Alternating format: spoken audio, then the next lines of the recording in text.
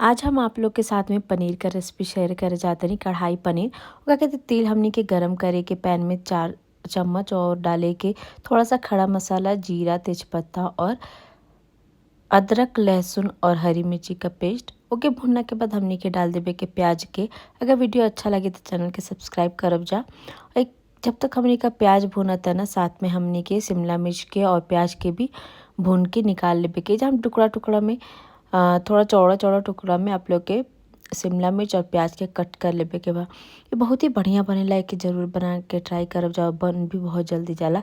साथ में हमार प्याज हमनी का हो जाई तब एमा डाले के टमाटर, नमक, ताकि प्याज और टमाटर अच्छा से गली और एक अच्छा से 1 से 2 मिनट तक भून लेवे के। जब आपके लगे ना प्याज हमनी के गल गल बतावे, जहाँ एक टमाटर के पीस के डलनी है ताकि ग्रेवी थोड़ा सा अच्छा बनी।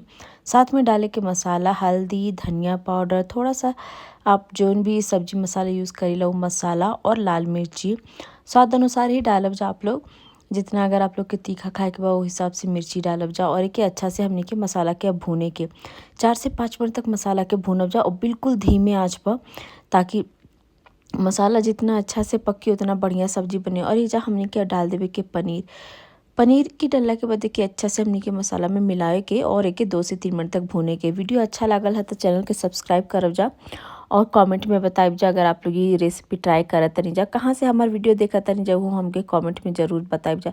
4 से 5 मिनट बाद हमनी के बीच बीच में मसाला चलावल करब जा, नहीं तब पकड़ लई। ओकर बाद हमनी के डाल देवे के अपन शिमला मिर्च और प्याज के, और एक 2 मिनट से तक है के ढक के हमनी के पका लेवे के। एजा हमनी के पनीर के सब्जी तैयार हो गइल बा। हमके कमेंट में बताइब जा अगर आप लोग बनाओ तनी जा कैसन बनल ह।